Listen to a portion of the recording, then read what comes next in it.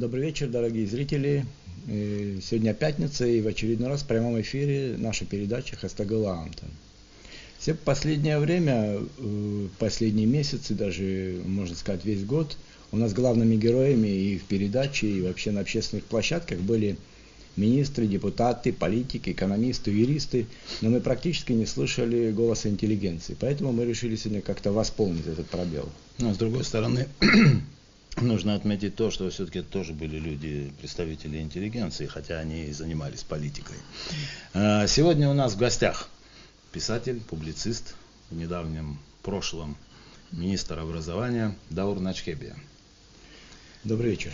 Добрый еще раз. У нас сегодня еще, мы не знали, что сегодня будет назначение вас директором издательства государственного.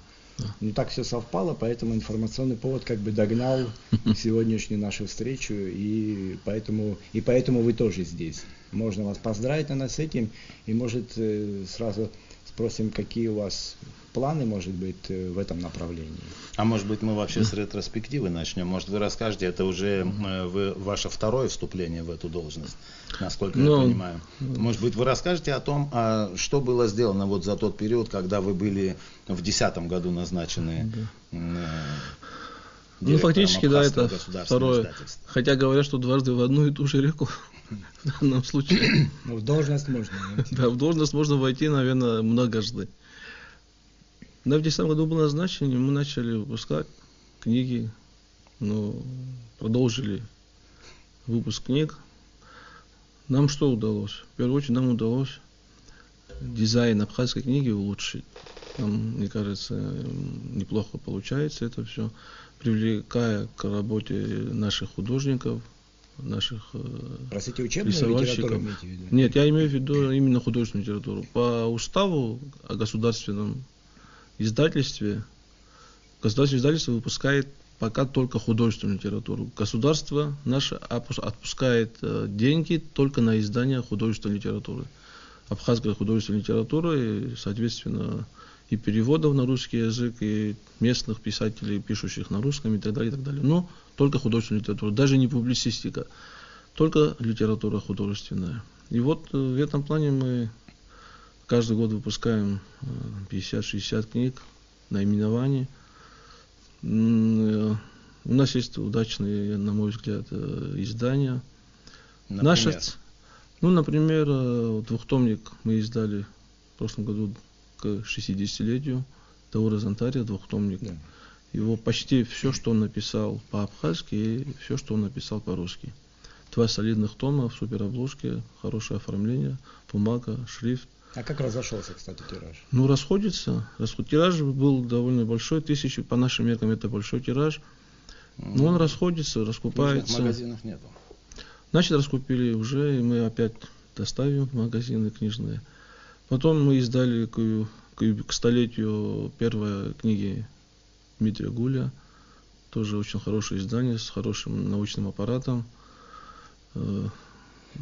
Частушки, стихотворение частушки. Есть и другие издания Таифа Аджба.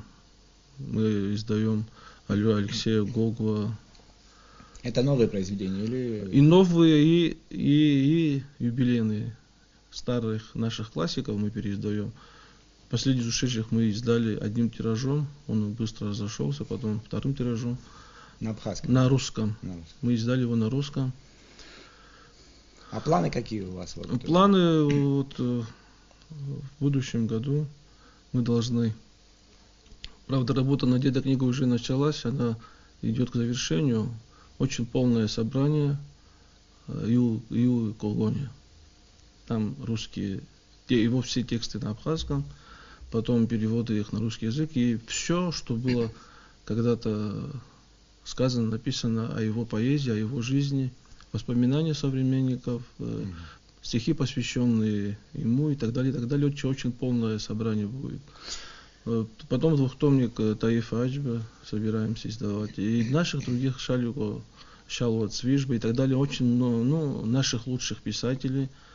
И, если так можно выразиться, и рядовых писателей. Избранные произведения мы издаем. И Понятно. Вы знаете, что интересно все-таки? А как вы работаете вот с молодыми писателями? Как вы их привлекаете? Вообще, как идет вот процесс развития вот этой вот специфической работы с молодыми одаренными писателями? Но с молодыми одаренными писателями в основном работают писательские организации. Их у нас две, вы знаете. Союз писателей Абхазии и Ассоциация писателей Абхазии. Вам приходится редактировать, наверное, как-то. Ну, разумеется, да. Они рукописи представляют, и потом, если руководство и эти писательские организации считают нужным их включить в план на издание, то они поступают в рукописи к нам. Конечно, после этого начинается работа с автором, редакторов, корректоров и так далее, и так далее. Это работа налажена. Потом отдельно издается сборник, куда входят произведения молодых писателей, ежегодный сборник. Так что в этом плане любой талант, новый, молодой талант, он не остается незамеченным. И для издания, для выпуска книги у него нет препятствий. А какой ландшафт вообще литературного в сегодняшней Абхазии? Как литература, коротко это если писать? Сейчас рассматривать абхазскую литературу отдельно невозможно, потому что вся мировая литература это один организм.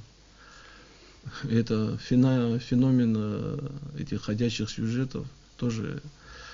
В современной литературе при таком уровне коммуникации может на одном конце света появиться произведение, которое повторяет Собственно говоря, их около 30 сюжетов, да, на другом конце, да.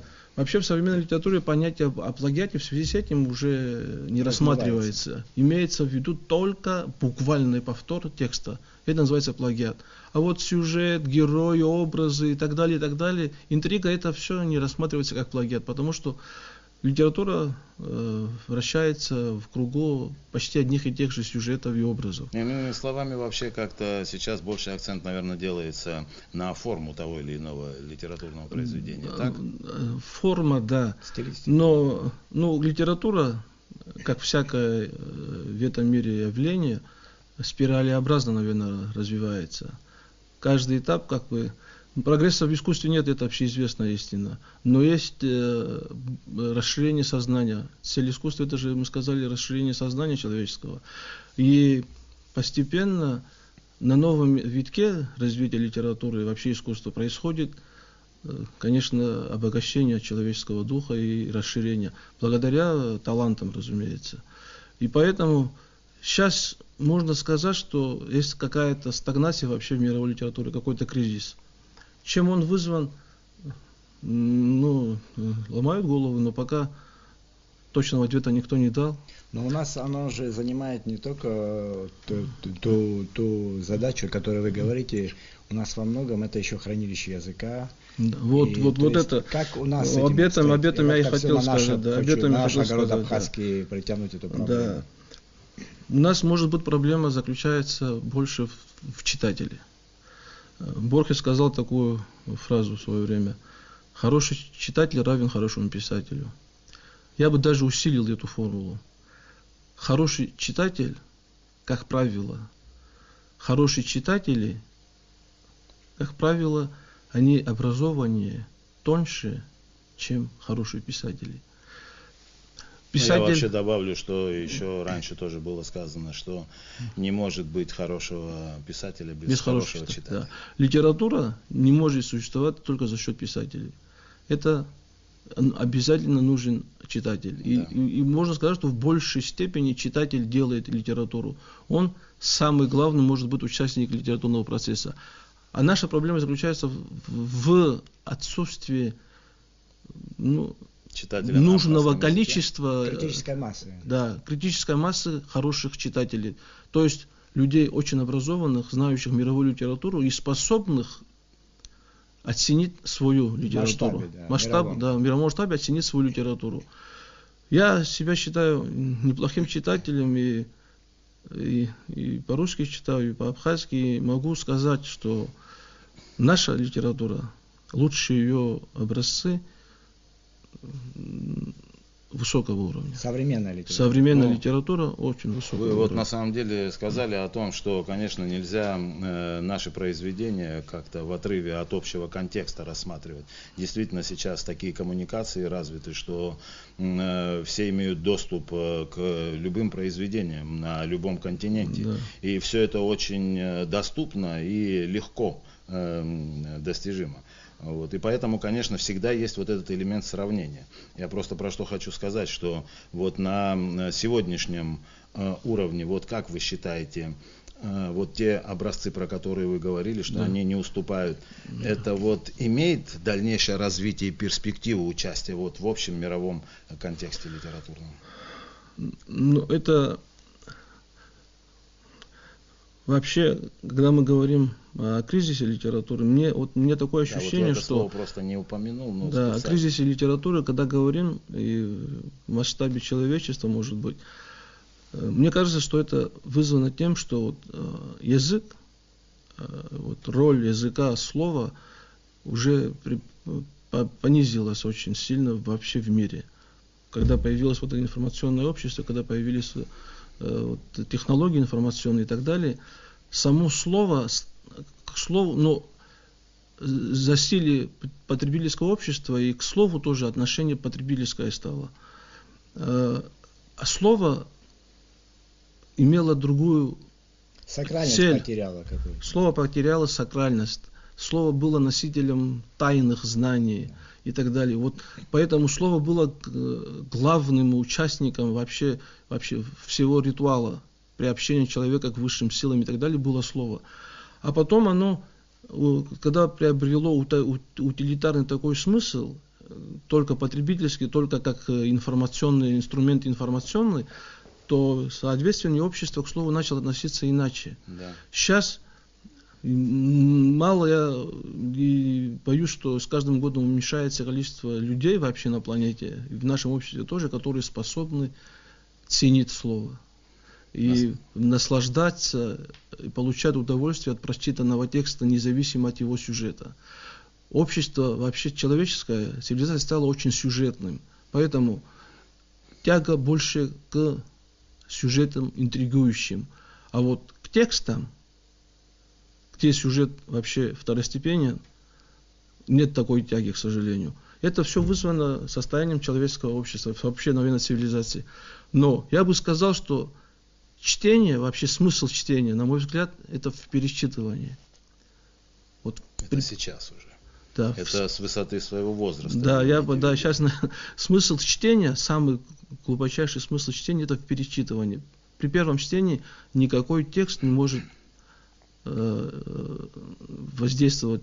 Ну, хотя бывают тексты, которые при первом же чтении шокируют, захватывают, да, но высокая литература, она нуждается, ее значимость сознается читателем только при перечитывании. Ну, много ли мы знаем наших друзей, наших современников, которые могут или перечитывают, скажем, регулярно какие-то главные какие-то произведения. И в этом смысле пагубное вообще такое влияние интернет оказывает. Знаете, все привыкают вот к этому, о чем вы говорили, к такому информационному стилю, который является очень поверхностным стилем, да, и он губит вот этот интерес у читателя, вдумчивого читателя, такого, у которого есть стремление к какой-то одухотворенности, конечно. Вот, да, к проникновению в сущность, глубину да, вообще произведения. Здесь можно даже говорить о том, что может потребительское общество, чем оно характерно? Оно становится со временем очень ленивым. Душевная леность, физическая леность наступает первым долгом, наверное, а потом и душевная леность. Когда наступает душевная леность, то Толстого «Войну и мир» человек душевно ленивый не будет читать «Войну и мир». Уж тем более перечитывать. Тем более перечитывать. Он не будет этого делать. Он просто то, что уже готово, вот, информационные блоки, факты какие-то. Сейчас которые отрезали вообще такую возможность человеку, который, например, не читал Толстого. теперь вообще поинтересоваться Толстого. Можно наоборот заинтересоваться. Даур, а вот у вас в планах, вернее, стоит переводы мировой классики на абхазский язык. Я вообще как-то вернуться хочу немного вот в нашу сферу. И как вы относитесь, это уже туда вперед еще задаю вопрос, вот к закону о языке, который вступает в силу в полную меру в 2015 году. 15. Как это повлияет вот на литературный процесс, вот на... Ну, это уже проблема абхазского языка, его сохранения, там, его развития. Но это очень, наверное, сложный процесс. Но я думаю, что этот вопрос можно решить. При современных методах обучения, если мы сможем с детских лет, с детских садиков, яслей и так далее, методики есть разные к быстрому обучению языков. Любой малыш может 2-3 языка абсолютно, совершенно безболезненно Мы готовы сейчас изучить. вот, к вступлению этого закона в полной мере? Нет, конечно, я считаю, что мы не готовы. Дело в том, что закон был принят, когда еще, сколько лет тому назад. Но чтобы этот закон вступил в силу, надо было создать условия людям, которые хотят изучать языки. У нас таких центров изучения абхазского языка нет, к сожалению. Конечно. Да, и методология Не тоже, идеальная. она не идеальная. У нас есть специалисты, которые занимаются этим. Но вот, скажем, вот я знаю, что есть с десяток методов изучения, ускоренного изучения английского языка, скажем так, испанского языка. Для разных категорий. Да, да, а у нас, к сожалению, пока этого нет. Но самый большой пробел и самое большое упущение, это то, что был принят закон, а вот его, чтобы обеспечить его, Механизм. да, не был создан механизм такой. То есть центры по всей Абхазии, где люди изучали бы абхазский язык, приходили бы, на бесплатной основе, наверное, было бы правильнее, и они изучали бы, и люди занимались бы с ними, специалисты, они сами изучали бы языки. И чиновники, и нижнее звено, и вообще любой желающий. И репатрианты, и дети. Да, взрослые. все. Вообще, таким самым необходимым условием считается, знаете, востребованность языка. Нужно, в принципе, я даже думаю, что может быть не столько вот такие центры создавать, сколько создавать условия для того, чтобы язык был востребован, чтобы он был необходим. Потому что многие вещи, которые происходят сейчас вот у нас, в том числе и в чиновничных аппаратах, где обмен документами происходит, там сейчас какие-то формы предлагаются обмена документов на абхазском языке, но ничего не подготовлено, и необходимости в этом нету такой вот сейчас, такой, которая должна быть. Вообще, конечно, нужна вот, как вы считаете, нужна вот такая вот работа по созданию того, чтобы язык был востребован, необходим, чтобы он был. Ну, Вот, может быть, с в этом этого края смысле нужно мы заходить, вряд когда ли мы добьем. говорим о языке, потому что, я извиняюсь, опять перебиваю вас, но я смотрю на книжные полки, вот ваше издательство работает, издает книги, но они доходят до книжного магазина, и дальше они там остаются. Это очень плачевное состояние нашей литературы, потому что все меньше и меньше читающих людей. Нету такой востребованности. Я думаю, что вот востребованность в том смысле, что мы все должны перевести, все поставить на рельс абхазского языка, это утопия. Все стороны нашей жизни мы не сможем сделать по-абхазски, просто по определению. Ну, вот не только из-за этого, потому что язык наш довольно консервативный, как и мы сами абхазы тоже. Он древний, консервативный, он как-то очень устоявшийся, и новшества, и новые слова, неологизмы он с трудом очень воспринимает. А вот если мы искусственно будем этого делать, ну, получится просто язык заимствований. Да, заимствование. Но если это язык заимствований в английском словаре американском, уже свыше 2 миллионов слов. Понимаете? А если мы, тем более современной технологии, столько новых названий, все остальное, если мы все это будем включать в абхазский язык, то у нас наш словарь утонет в этом языке искусственном, привнесенном. Здесь есть, наверное, другой, путь, более Вот мы, может быть, конкретизируем, какой путь вы вообще видите вот через издательство, если идти? Ну, через издательство мы должны да, издавать то, что написано на абхазском, что написано, по-абхазски, что написано, Переводы, лучшие образцы. Мы должны делать переводы, но с переводом у нас очень трудно, как только распался Советский Союз. Раньше были хорошие переводчики в Москве, в России, которые с подстрочников абхазских переводили на русский язык. Этих связей уже нет. И поэтому нас никто не переводит. Но при желании, если найти средства, можно найти, конечно. А наши есть переводчики, которые мировую литературу переводят на абхазский? Есть. Но наши лучшие писатели переводили в свое время. В свое время, еще в начале 80-х годов, был проект издания 20-томника, если не ошибаюсь, или 50-томника мировой литературы на абхазском языке. Начинали переводить, но потом Союз распался, все обрушилось. Но это был бы очень интересный проект, конечно, если бы он был осуществлен. Но это надо делать. Пускай никто не думает, что не нужно переводить. Мол, мы можем читать это все на русском языке. Для обогащения и развития языка это очень нужно. Это лаборатория языка. Да, конечно, это нужно для нашей литературы, для нашего языка, это очень важно. Мы очень много хотели у Дауры спросить, может как-то... Да, вообще я думаю, что даже можно как-то и на личности перейти. В хорошем смысле слова или как? Ну, не знаю, как получится, мы же импровизируем вроде как все. Вы знаете, в чем дело? Вот вы вообще сам окончили физический факультет, вы же физик. Я физик по правда образованию, же, да. Но, кстати говоря, вот после того, как окончили физик, я ознакомился с вашей биографией. Потом вы эти навыки, приобретенные в институте, как-то не развивали. Сразу почему-то ушли в литературное русло. И были главным редактором на абхазском радио, в Союзе писателей, вы были литературным консультантом, ответственным секретарем комиссии по государственным премиям, редактором газеты «Айтайра», оппозиционной в то время. Сейчас, наверное, тоже уже теперь оппозиционная, или как она вообще? Ее не существует уже. Да, нет, она не существует, но как она воспринимается? Сейчас не Короче знаю. говоря, я к чему это все дело веду, вот перечисляя все ваши заслуги. Это все были литературные заслуги, и вдруг вы стали чиновником, министром образования. Вы знаете, о чем я хотел спросить? Вот. Мы и раньше об этом тоже говорили, и у нас был разговор для меня, во всяком случае, полезный. Почему на вы? Ну, тут культура такая у нас. Вообще это не по-абхазски, но все-таки. Я хочу сказать следующее. Вот, ощущали вы, что у вас присутствует такой некоторый конфликт чиновника и человека творческого, писателя? Да, разумеется. Все эти 3 года я тем занимался, что боролся с самим собой. Одновременно понимал, что это долг, это ответственность. И пытался делать то, что было в моих силах, то, что я... Но мы должны все обществу чем-то жертвовать. Не получается ведь...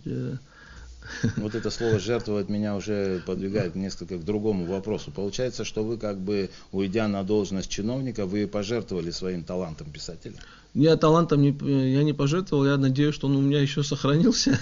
Но я пожертвовал определенным количеством времени, но считаю, что раз меня назначили министром образования, тем более такая сфера и так далее, и что там я пытался...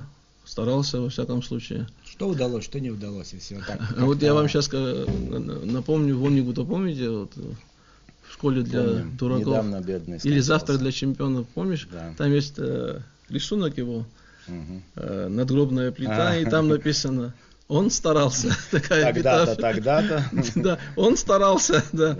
Я в этом духе хочу сказать о себе тоже. Я тоже старался.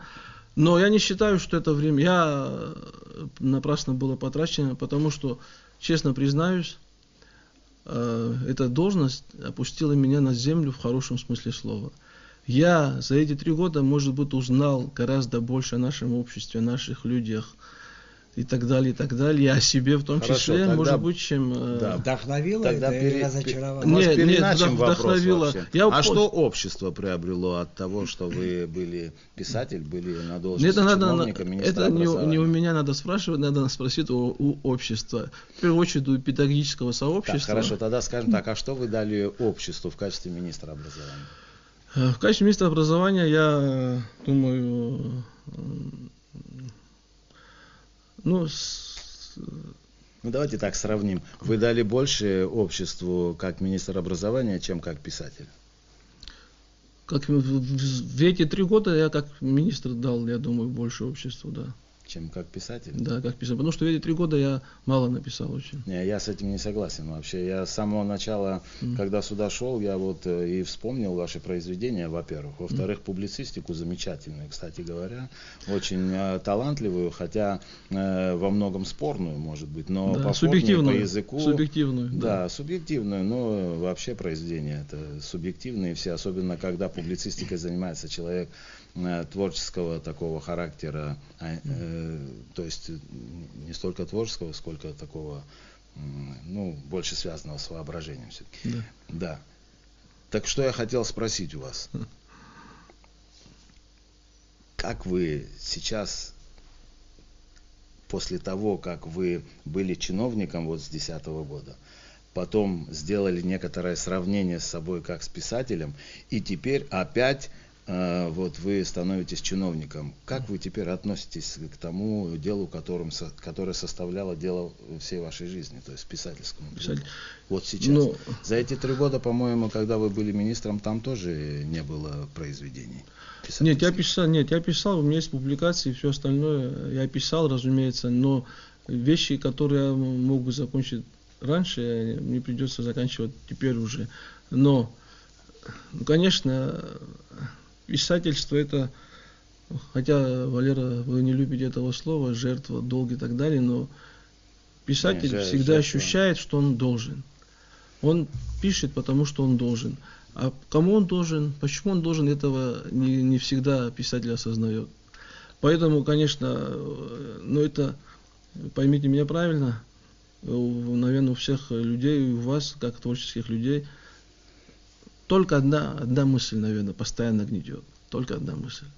Вы всегда находитесь в своих творческих претензиях. Да. И то же самое, я как писатель, я постоянно только думаю об этом. Вы знаете, вот такой вопрос. Я уж разговорился. Раз вы говорили о долге поэта и упрекнули меня в том, что мне не нравится вот это вот слово, которое вы только что упомянули, я хочу просто тут цитату тоже приготовил как-то о долге поэта и писателя.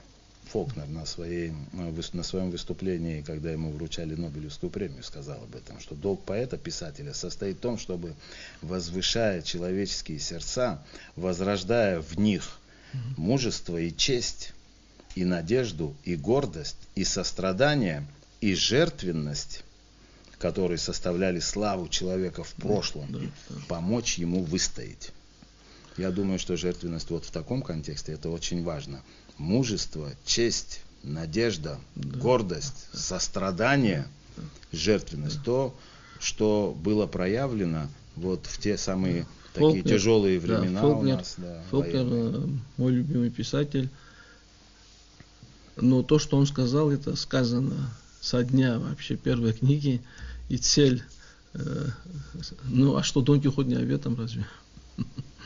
Так что это главная задача. Главная задача литературы века. Есть великие книги, которые плохо написаны, бесформенные и так далее, и так далее. Стиль. Ну вот, например, возьмем Достоевского.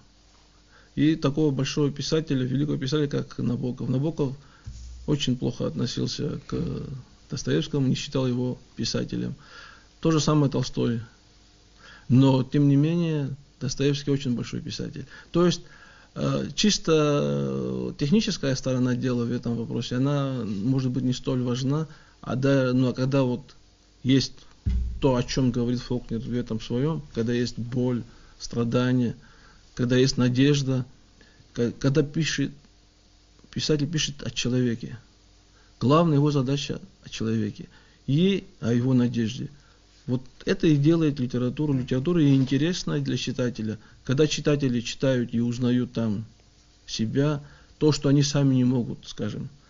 Они чувствуют, но не могут это выразить. А когда читаю, это же я тоже так думаю. Это я чувствовал, это я прошел. Так было со мной, как хорошо сказано. Это дает, это как бы читателя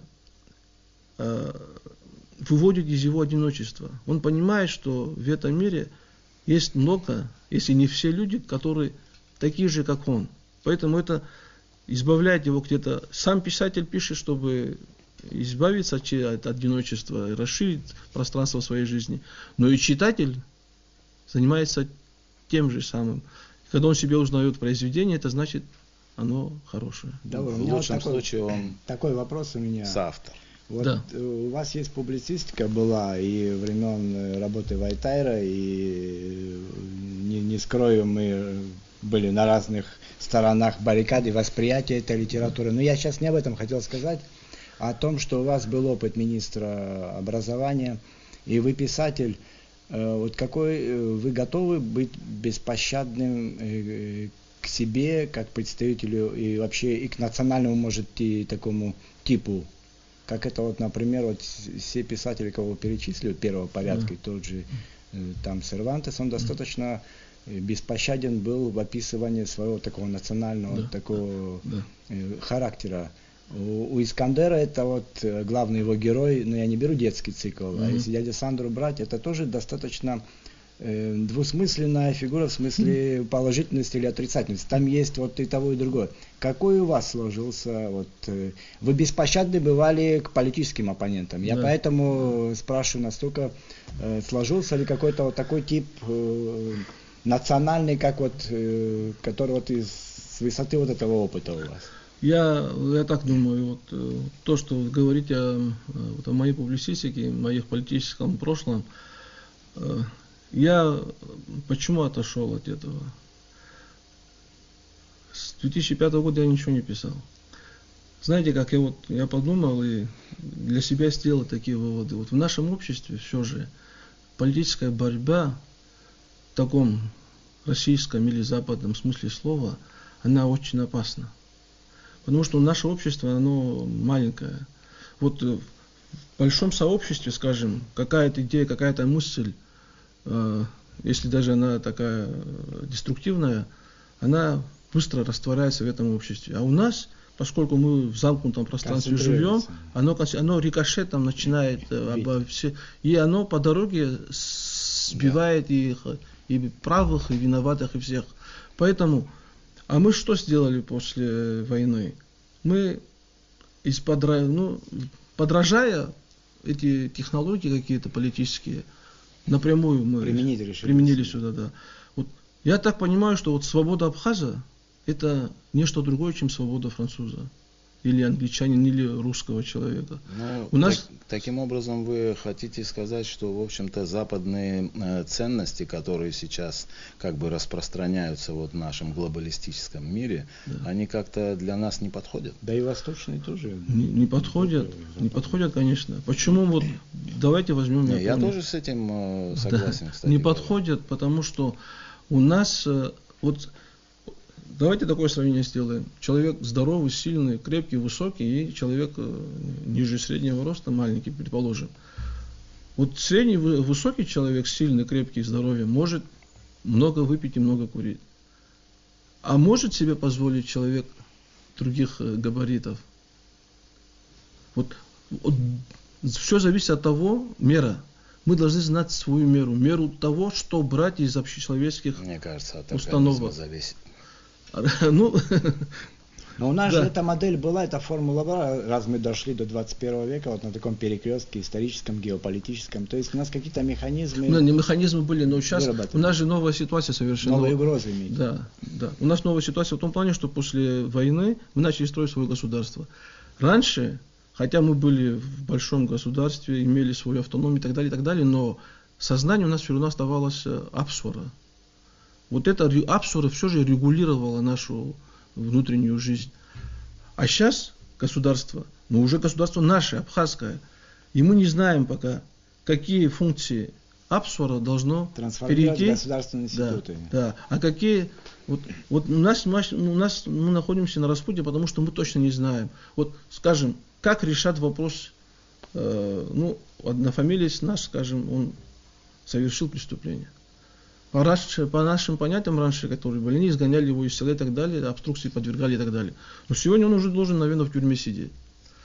А вот, извините, но вот есть же такие моменты, когда мы считаем, что он не заслуживает, он не совершил такого сильного преступления, хотя наше законодательство говорит, что он заслуживает суда и заключения в тюрьму.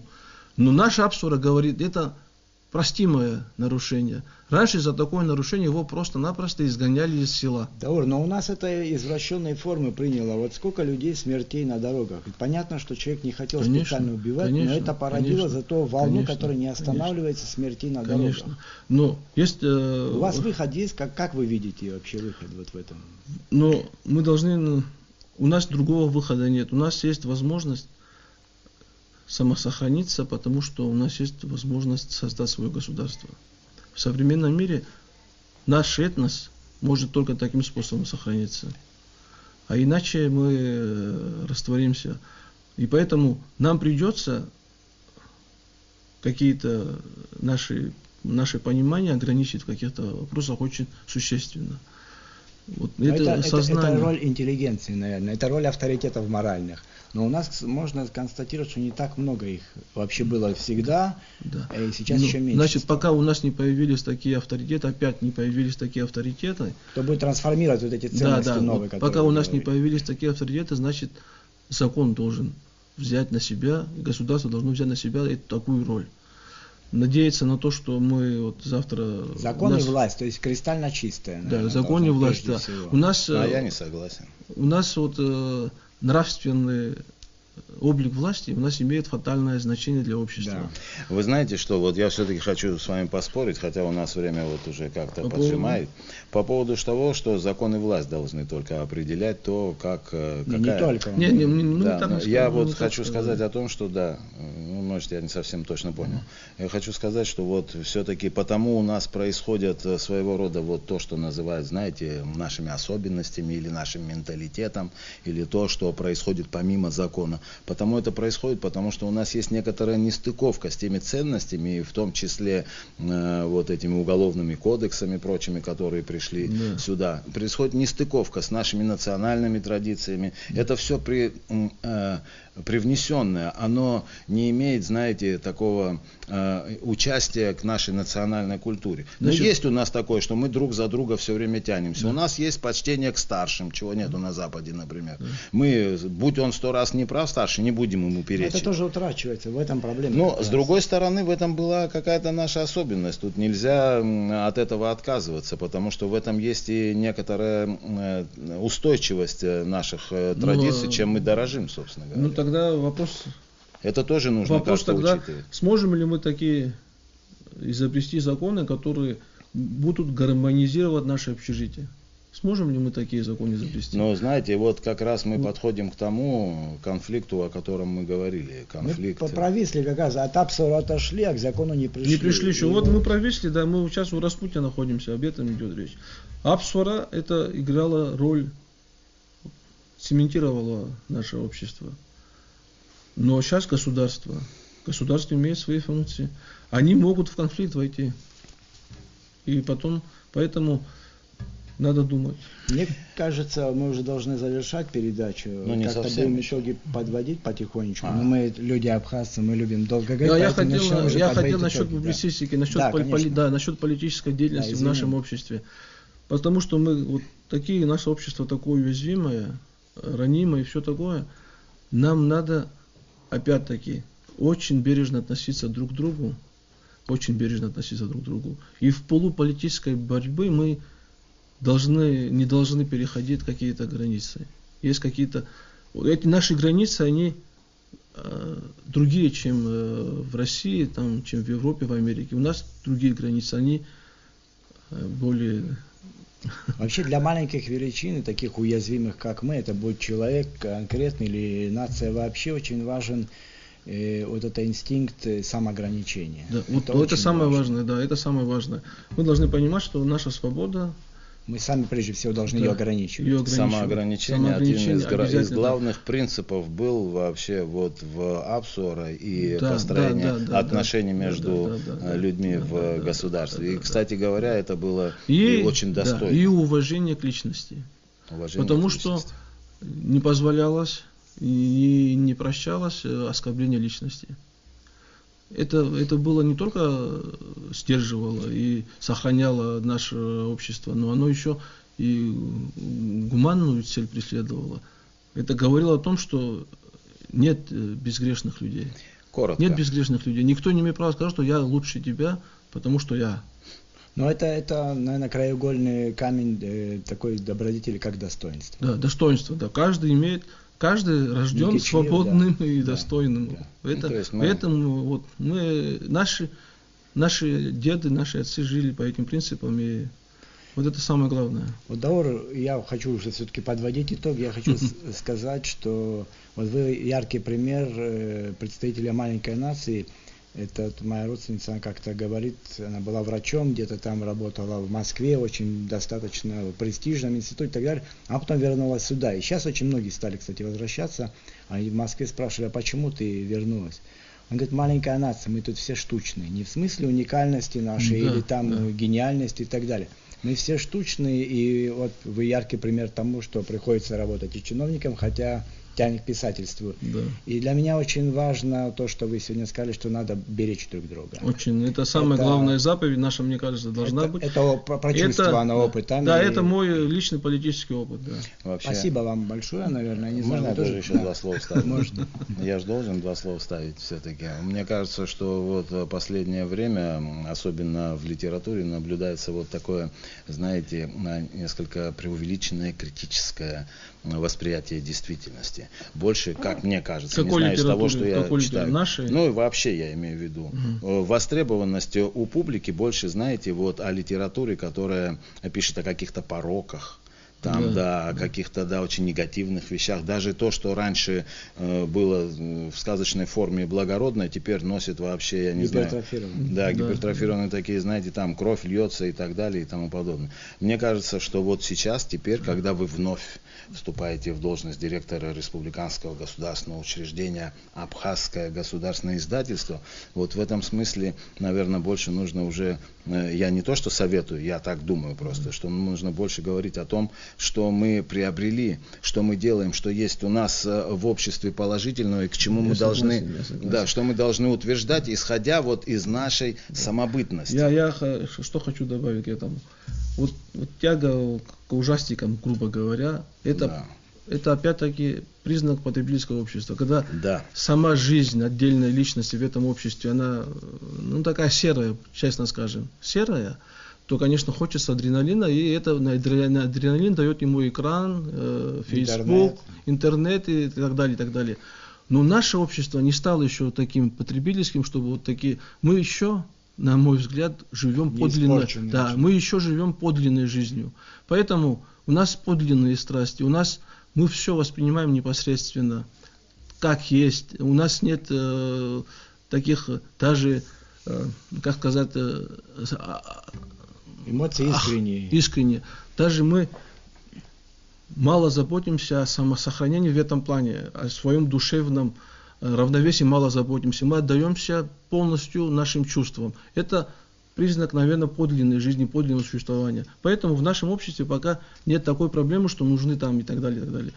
И если у нас есть сейчас молодая плеяда поэтов, они пока поэты, но для прозы нужен некоторый жизненный опыт. Надеюсь, что некоторые из них перейдут на прозу. И я думаю, что они художественно смогут отобразить, что происходит с нами сегодня. И тенденции. Да, это необходимо не только, чтобы они проявили себя как художники, это необходимо и нашему обществу, чтобы оно через литературу осознало себя. В частности, через литературу. Есть другие формы самосознания общества, искусство там и все остальное. И другие сферы. Это самое фундаментальное, кстати говоря, в нашей... Да, вот через литературу, чтобы наше общество осознало, чтобы наше общество узнало, почему это так. Вот, Куда пришли, куда идем, да, и вот. где И стоим. одна из функций литературы в этом и заключается, национальной нашей литературы, чтобы как в зеркало вгляделись и увидели себя, чтобы общество увидело себя. И, конечно, пока есть язык и пока есть наш народ, литература будет Ну, существовать. в общем, я понял, что вы полагаетесь исключительно на литературу, на телевидении вы как-то Нет, полагаетесь. нет, почему я сказал и другие А мы сферы. производные от литературы. Я сказал и другие. То есть, да, такой вот одухотворенности, которую может предложить человечеству литература, телевидение не может предложить, я так понимаю. Нашим телезрителям хочу напомнить, что сегодня у нас в гостях был Даур Начхебе, который назначен директором Республиканского государственного учреждения Абхазское государственное издательство. Несколько раз я это повторяю исключительно потому, что хочу, вот, чтобы и телезрители, и мы все осознали, какая огромная ответственность на вас лежит. Тем более вот в этот наш период, когда не все гладко у нас на том поприще, которому вы себя посвящаете. И еще я хочу сказать, что вот мне лично уже совершенно отойдя от темы нашей передачи, хочется, чтобы перейду на ты, чтобы в тебе победил писатель, а не чиновник. Ну, чиновник уже волею благоприятных обстоятельств Исчерпал умер, лимит, исчерпал да? лимит, так что... Спасибо Ну, большое. слава Богу. Спасибо Спасибо. большое, Даур, было очень интересно. Я думаю, нашим зрителям тоже. Спасибо, кто нас в столь поздний час наши умные разговоры слушал. Спасибо Спасибо. всем за внимание. Инал Хашик был тут рядом. Где-то рядом, как истина. Да, и Ну, Ибрагим чувствуется, что он Шкадова. рядом где-то, да? Да. И Валерий Курасов работали сегодня для вас. Будьте здоровы. Всего доброго. Все хорошо.